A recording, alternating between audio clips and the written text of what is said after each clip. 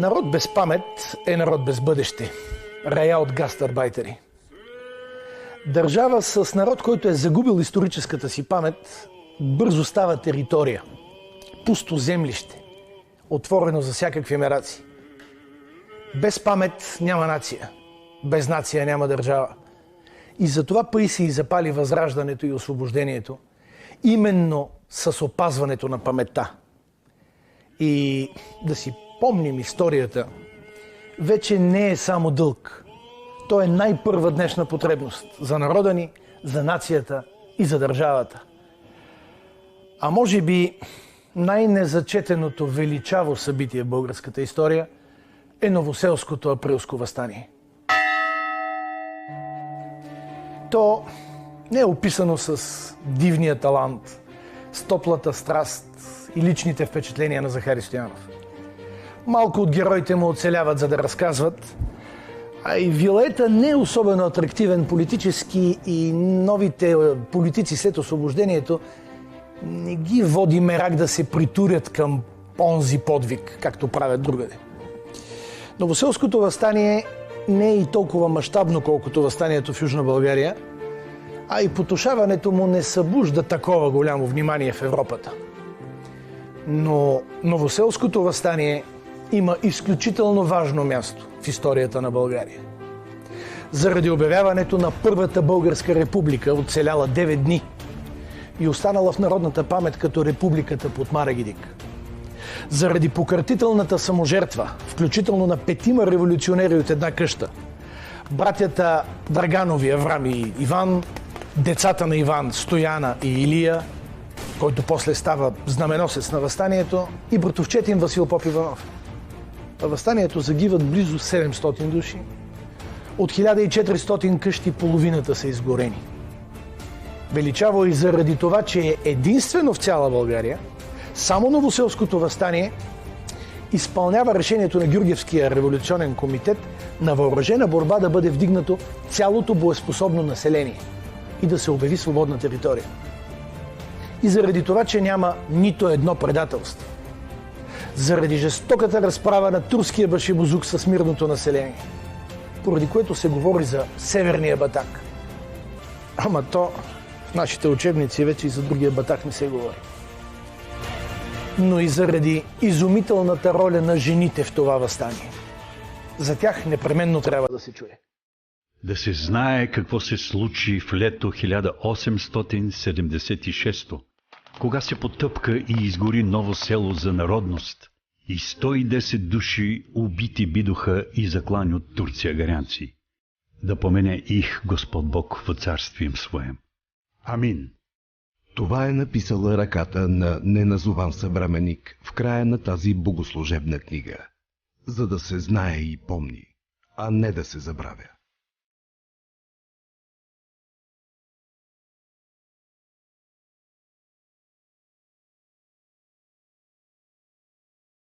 Мога да започна с едни думи, казани от Марко Семов. Той казва така: ако прикарате 2 диагонала от 4 краища на стената, там, където се пресекат, там е ново село. Ново село е в днешния град Априлци, кръстен именно в памет на въстанието, 100 години по-късно, когато обединява 4 села Ново село, Зла река, Острец и Видима. Показателно е, че никъде другаде в България няма селище с име Априлци. А Априлци е едно от най-красивите места в България. Смея да твърдя и в Европа.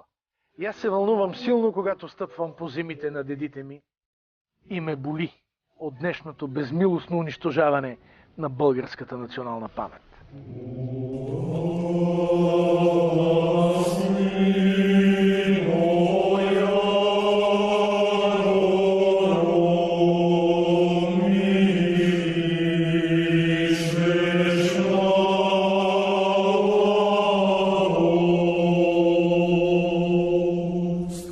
Селището е населено основно от болярските родове в Търново след падането на България под турско робство. Етническия характер може да кажем, че е изцяло българско население. То по принцип в Балкана турците са се страхували да ходят. Ходили са само такива административни представители, които трябва, примерно, да събират данъци. За птията, ако се наложи да търсят няколко конкретен човек и така нататък. Но турци не са се заселвали. Значи цялото население, може да се каже почти цялото, 99% е било изключително българско население. Подготовката на въстанието в Ново село започва още в края на 60-те години на 19 век. Тогава районът е посетен от една странна птица – отец Матей Преображенски, наречен заради странстванията си Миткалото, близък приятел на Васил Левски. За първи път Матей Преображенски посещава Ново село в началните години на 1868 година и заедно с кметът, по това време кмет е Драгно Стойчев, той е прадядо на българския космонавт Георги Иванов, и други по-първи хора създават революционен кръжок. Така че първата искра на борбата за политическо освобождение е запалва отец Матей Преображенски в 1868 година, а нашия революционен комитет предхожда тези, които Левски създава с по-късна дата. Впоследствие той няколко пъти посещава Ново село под формата на пътуващ книжар, но същевременно и на лекуващ. Един ден той се видял заобиколен от 12 души, които жадно зяпали в устата му.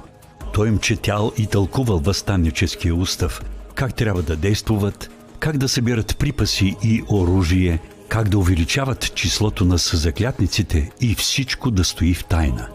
Свещеникът Петко Николов с кръст в ръка заклел всеки го по-отделно. Положили и клетва. Ако ме обявят, очите ми да вадят, места ми да режат, както ще да ме мъчат, няма да изкажа нищо. Не след дълго в Ново село идва и самият апостол на свободата Левски. Сега спорен е въпросът за Левски, дали е идвал и кога е идвал. Аз имам доста сериозни познания по този проблем и считам, че Левски е бил тук 1972 година. 1972. И тогава този революционен кръжок става революционен комитет. Като ще се мре, казал им бил Левски, да не се мре мълчешката, като говедо, а всеки скъпо да продаде своя живот. Всеки да се въоръжава, всеки да бъде готов, когато удари часът. Свобода или смърт. Няколко месеца след първото си и единствено посещение в Ново село, Левски е предаден, заловен и обесен. Смъртта му е тежък удар за революционното движение в цяла България. Но не и край на мечтата и на борбата за национално освобождение. По-късно и втория революционен комитет в 1874 година също е създаден от Матей Преображенски. И интересното е, че съставът му не е от случайни хора, бедни, неграмотни, а само от първите хора, учители, свещеници, чорбаджии и кмета. Така че има единство в Ново село. Няма разлика между социални групи и слоеве. Това е една от характерните особености, че успоредно с останалите във въстанието участват и чорбаджиите. И не само участват, но дават своите лепти, било с пари, било с храни. Подготовката за Априлското въстание в Севлиевската каза започва още през 1875 година. Като тук в продължение на цяла една година и малко повече дори шетат апостолите на Севлиевския революционен комитет по балканските и по полските, разбира се, села. Главен ръководител и организатор е председателят на Севлиевския революционен комитет Стефан Пешев. Доброто въоръжаване поглъщало най-силно вниманието му. Затова всякой път, когато му се паднал случай да говори, той никога не забравял да напомни: продай си нивата, купи пушка. Стефан Пешев е душата на бунта. Негова е възхитителната формула на всеучастието «Продай нивата, купи пушка». Не можем да не се запитаме обаче, в състояние ли сме ние, днешните пухкави потомци, да жертваме и имоти, и блага, и живота си дори за националното дело. И всъщност, възможен ли е днес идеал, който да ни вдъхнови за саможертва? Страхувам се от отговора. Въстанието избухва в момента, в който през Троянския проход пристига един препис от така нареченото Кърваво писмо. Знаем, че на 20 април въстанието избухва на юг от Балкана и този препис стига до Хаджи Макария, игуменът всъщност на Троянския манастир, който е заместник председател на Троянския революционен комитет. В този момент в манастира обаче случайно се намират Стефан Пешев, председател на Севлиевския революционен комитет, и неговия помощник Петю Бояклиев. Те си правят преписи на това Кърваво писмо и веднага тръгват единия за Севлиево, другия за Гавро. В същото време обаче в Севлиево е извършено предателство. Турските власти, те отдавна са подозирали, разбира се, за готвеното въстание. Още повече, че след като научават, че на юг от Балкана вече има въстание, те са заострили своето внимание, започнали са масови арести. И по тази причина въстанието в Севлиево не избухва. Арестуване дори самия председател на Севлиевския революционен комитет Стефан Пешев, но една голяма част от тях успяват да се измъкнат от блокадата и да пристигнат в село Кръвеник, именно в Балкана. В село Кръвеник председател на революционния комитет е бил самия дългогодишен кмет на селото, заможен чорбаджия и изключително авторитетен човек в Балкана. Дядо Филио от Кръвеник е образ величав. Търговец, но много сърцат и работлив, той добива уважението на съселените си и в продължение на 30 години го избират за кмет. Ето още един човек, който много има какво да губи, но жертва всичко и вдига въстанието. По поръка на самия Левски, с който се е запознал още в 1872 година, е създал комитет тук в село Кръвеник, в който комитет всъщност най-напред включва най-близките си роднини, родата на жена си, неговата рода, но негов първи помощник бил самият му син Христо Филев Радев. На 30 април, един ден преди въстанието, в Кръвеник пристига турци с искане дядо Филио да отиде в Севлиево при Саадолах Ефенди. А той предито е взел един заем от него, така образно казано, заем от 15 000 гроша, с които купува оръжие и храна за бъдещото въстание. Дядо Филио успял да ги отпрати с оговорката, че на другия ден, след като досъбере данъка, защото като кмет събира, ще ги отчете в Севлиево в Конака и ще се срещнали с управата и ги отпратил, и през това време веднага изпраща куриери начело със своя собствен син да свикат общо събрание от всички населени места в Централния Балкан, за да вземат съответното решение за въстание. От всички населени места на Централен Балкан са дошли представители и се събират на легендарния връх Бабан. Връх Бабан, той е непосредствено до село Кръвеник, старо хайдушко сборище още от векове.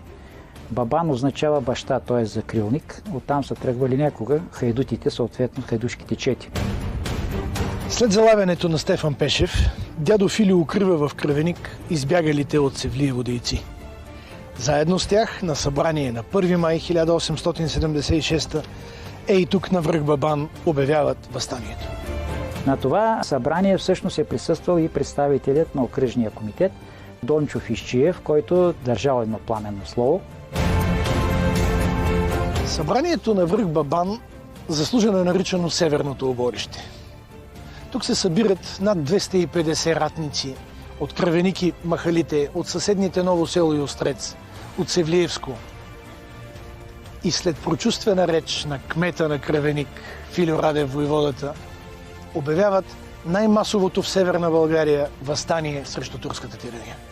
От този връх Бабан вече в продължение на 9 дена нашите непреклонни балканжии с цената на огромни усилия и много жертви успяват да защитят единствената свободна българска територия и с кръвта си да напишат най-светлата история на този край. Въстанието става факт. И още там на място е извършен преглед, строева, да го наречем, подготовка. Разделени са на чети, определени са войводи, подвойводи, главен войвода, разбира се, дядо Филип. Подвойвода, неговия син и съответно другите отговорници за отделните чети. Те всъщност вече като една така организирана военна, да го наречем, някаква сила, тръгват под строй буквално да заемат позициите в тъй наречения Граднишки, или ние го наричаме в горната му част Кравенишки боаз, боаза край село Кравеник, където всъщност е най-тясното място на този проход и където задачата на кравеничани точно там да отбраняват. Новоселско-кравенишкото землище е трябвало да бъде отбранявано от 3 позиции. От Батошево, където е река Русица, от Граднишкия боаз и от дефилето на река Видима, Димневския боаз. Те правят веднага засеки, укрития, копаят се окопи. Една доста така в военно отношение организирана дейност, която не би могла да бъде характерна за обикновено население, но те са имали доста по-сериозна подготовка предварително. Има укрепителни работи, огромни букви дървета са препречвали пътя, за да може да се минава. Това е било част от предварителната подготовка. Даже и команден пункт е назначен на малката лучина на Леви връх, където е въстаническото знаме на дядо Филю. Съответно, по двата склона от двете страни към Леви и Черни връх са разположени позициите. Отделени са въстаници резерви. Най-добрите пушки са изкарани до самия проход, до самия боаз и така започва началото. На другия ден, 2 май, по старство говорим, от Севлиево така случайно пристигат 3 събирачи на данъка Юшур, начело с хаджи Тюриди. Те нищо не подозират, разбира се, вървят си по пътя. И там гръмва първата пушка Балкана, кравеничен на Димитър Петров, който ранява хаджи Тюриди. Те успяват така да избягат и да съобщят на турските власти за събитията в Балкана. На същия ден, 2 май, възстава голямото село Ново село. Всъщност от 3 села е най-многочислено, най-голямо. На 2 май заклятниците се събират в кафенето на Драгньо Стойчев. И там някъде е било. Драгньо Стойчев по това време е кмет и член на революционния комитет. След разгрома на въстанието е осъден на 15 годишна каторга и заточен на остров Крит. Негов правнук е първият български космонавт Георги Иванов. Тогава са знаели новоселци, че въстанието не е избухнало в съседните големи градове Троян, Севлиево, Габрово. И все пак те се вдигат. И всъщност тук в Ново село е изпълнено в цялост това, което Вазов така красиво описва. Всякоя възраст, класа, пол, занятие взимаше участие в това предприятие. Тук ковачите коват пушки и саби, маренгощиите, черешови топчета, а учениците на Даскал Дабев леят куршуми. По обяд, пред дюкяна на Иван Габровчето, тук в центъра на Ново село, Даскал Никола Дабев, в присъствието на огромно множество новоселци, тържествено обявява създаването на Първата българска република. Да пребъде вовеки веков нашата Първа република, която днес се роди тук, в Ново село. Мнозина не разбираха, що значи република. Но щом Даскал Дабев, войводата, я обявява, вярваха да е хубаво нещо. Никола Дабев е друг особено величав образ на новоселската епопея. Той не само лично обявява въстанието на препълнения площад в Ново село, но и провъзгласява Българска република. Това на юг от Балкана го няма. Макар и не за дълго, историческия факт е несъмнен. Българите имат свободна република. Първите след 5 века тирания и гнет, 9 глътки свобода. По чудесното заглавие на паметната книга на Михаил Лазаров. Всъщност новоселци показват изумително историческо и държавническо мислене. И постигат това, което въстанието никъде другаде в България не постига. Обявяване на свободна българска държавност. И то република, когато в Европа републиките са още единици. Всъщност нашите революционери са не просто бунтовници, не само за свобода ратуват. Те са изградени държавници.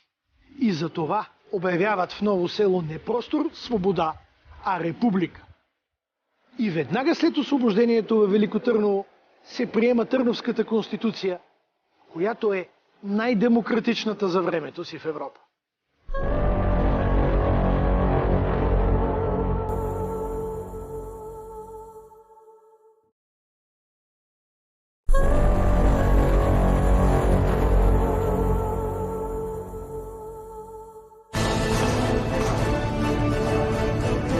Когато турските власти научават за бунта на непокорните балканджии, те съответно, разбира се, вземат мерки. Мобилизирано е турското опълчение Баши Бозука в Севлиево, начело с същия Тоас Абдулах Ефенди, от който преди това дядо Филю е взел на заем 15 000 гроша уж за търговия, а пък той ги дал за оръжие. Освен на Севлиевското опълчение, в атаката на Балкана били включени много черкези и абаси. Знаем, това са кавказски племена, заселени с цел да тероризират българското население.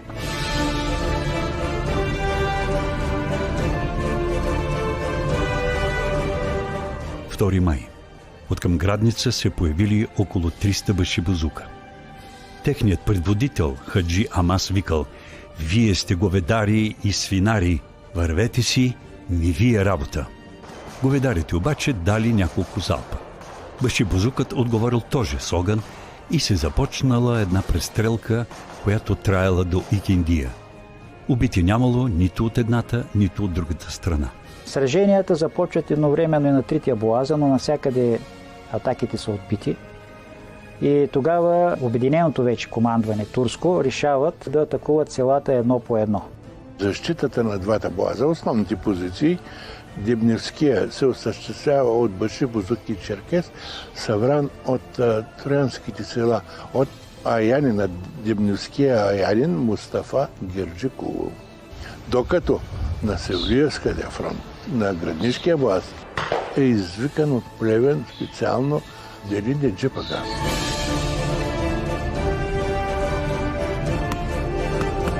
Престрелката започнала едновременно по височините и боаза. В това сражение, което трябвало до мъркване, загинали няколко души от дастаниците.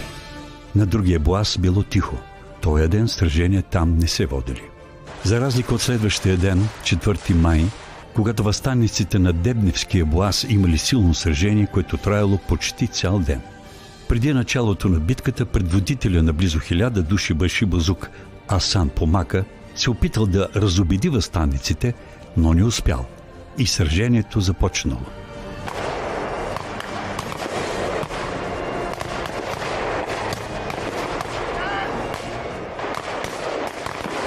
В този ден гръмнал и черешовия топ.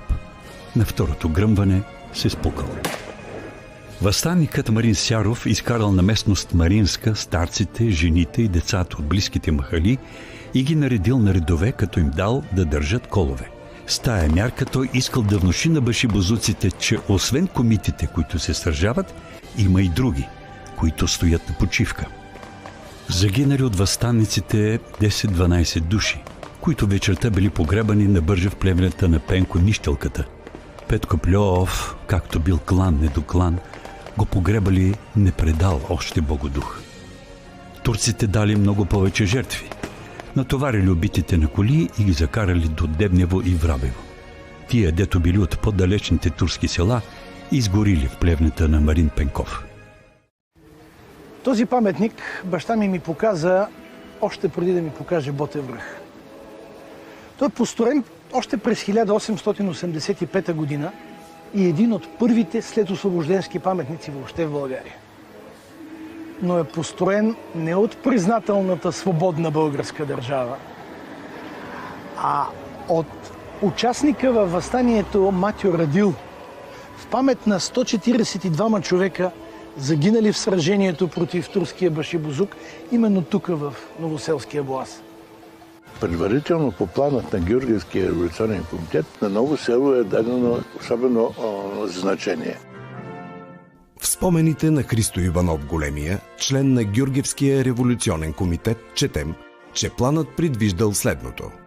Благодарение на географското си местоположение, Ново село да стане силен и здрав център на въстанието, което в началото трябвало да има отбранителен характер. Има и още един друг фактор, защо именно тук в Централен Балкан е най-масовата проява на априлското въстание в цяла тогава днешна, т.е. Северна България, или както ние го наричаме на север от Балкана, защото в тази огромна предбалканска долина, където са трите големи селища Батошево, Кравеник, Ново село и 19 прилежащи към тях махали, тази голяма долина всъщност е и природно защитена. От юг са най-високите старопланински върхове тогавашния Юмрукчал, днес Ботев, също така Арегидик, Дюшчал. На север тази долина е била защитена от предпланините с Леви и Черни връх. В тази долина можело да се влезе само от 3 прохода, 3 боаза. Всъщност на всеки един от тези боази се намирало по едно от тези големи селища, именно Батошево, Кравеник и Ново село. И тяхната задача е била именно да отбраняват тези боази, тези тесни места, проходи, за да могат да защитават цялата тази много голяма и много гъсто населена тогава долина. По-нататък планът на Гюргевския комитет предвиждал създаването на свободна територия, от която да се предприемат настъпателни действия към равнинните части на България. Затова говори и пристигането на чета на Цанко Дюстабанов от Габрово. Не случайно тук на помощ на тези въстанници идват и габровци. Габровската чета 176 човека, защото те са знаят, че тази долина е най-добре защитена, че тук въстанието е най-добре подготвено, че хората имат най-голям ентусиазъм, защото това са балканджии. Четата се формира още на 1 май. В Габровския манастир съставът е от 219 човек. Този брой обаче се редуцира по време на движението и насам. Първоначално тя е разделена на 2 части, които по различен път се събират в Батошево. Писар на четата е Георги Бочаров. Петко Бочаров е наследник, негов дядо. На 4 май в Батошево пристига Габровската чета, начело с габровския войвода Цанко Дюстабанов. Той оставя една част от четата, начело с подвойвода Георги Бочаров в Батошево. След това оставя 40 човека в Кравеник при дядо Филю, а той самия с останалата част от четата отива и се сражава в Ново село.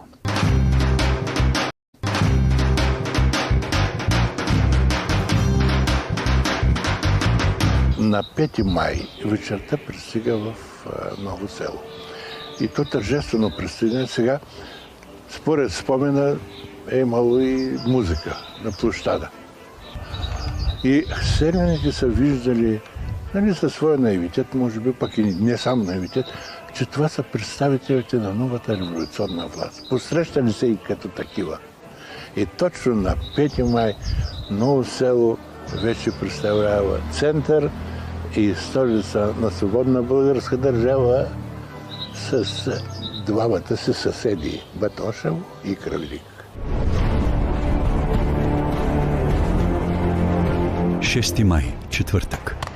На граднишкия боаз башибозуците се явили по пладне и сражението траяло до вечерта. На Дебневския боаз не се водили сражения. Ударът е насочен към Батошево. Турците решават да атакуват първо, и то предимно Черкези и Абази, да решават да атакуват първо Батошево и след няколко дневни сражения боеви, на 6 май те успяват да преодолеят защитата на въстанниците и Батошево потъва в пламъци. Турците побеждават. Една врата е отворена вече за планинската пазва, която крие възстаналите колиби, махали и важните бунтовни огнища – Ново село и Кравеник. 7 май, петък. Бойните действия се развиват обратно. В граднишкия боаз не е имало никакво сблъскване, а в Дебневския, напротив, сражението е траяло цял ден. Ранени били само 2 души от въстаниците. Башибозуците, колко убити имали в това сражение, не се знае. На 7 за Здалучас завалява сняг, който се оказа фатален за последващите действия на турците. Последите започват да дирят, избягат и в полите на Балкана и ги избиват. На 8 май сражение не е имало нито на единия боаз, нито на другия. През нощта на 7 срещу 8 и през целия ден валяло сняг.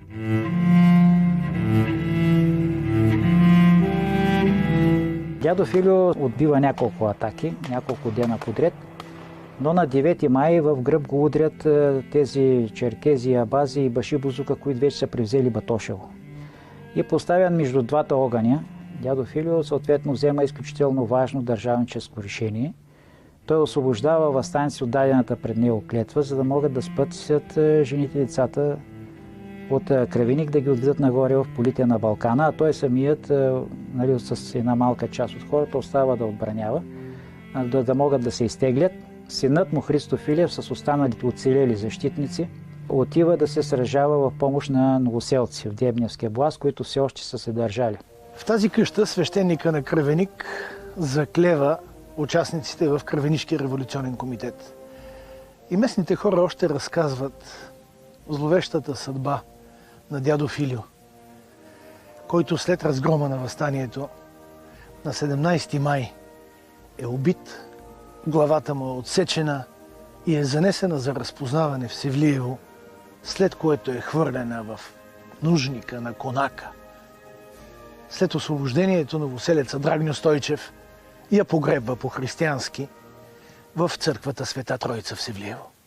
В Ново село също се отбранявали до 9 май въстаническите позиции, но и там положението става същото. Удрят ги в гръб Башибозука, който вече е превзел и опожарил Кръвеник. Първият удар понесъл новоселският девически манастир. Там нападателите били възпрени задълго от свещеника Георги Христов Дългодрейски. Той се намирал по това време в манастира заедно с жена си и децата си и гърмял с револвера си през прозореца по черкези и башибозуци. Престрелката траяла, докато свещеникът поддържал защитата, докато бил застрелян. Действията на свещеника дали възможност на част от монахините да избягат, но 8 остават и са убити по особено жесток начин.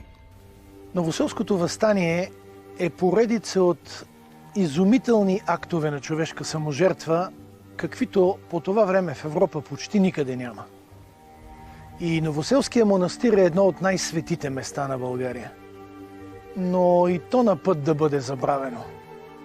А новоселските мъченици, светици, трябва да се помнят, защото дават трагичен пример за величието на българския дух. Черкезите разбили вратата, влезли в манастира и убили монахините Сусана, София, Елисавета, Фросения, Калестния, Христина, Катерина и пак Сусана, които били влезнали в черквата да намерят там защита. Тук те били изгорени. Черквата била осквернена, иконите изпосечени. В алтаря под престола вързали една кучка, дето се й окучила, а вътре в черквата на пода били разхвърлени шкембета от добитък, които клали вътре. Вързвали и коне.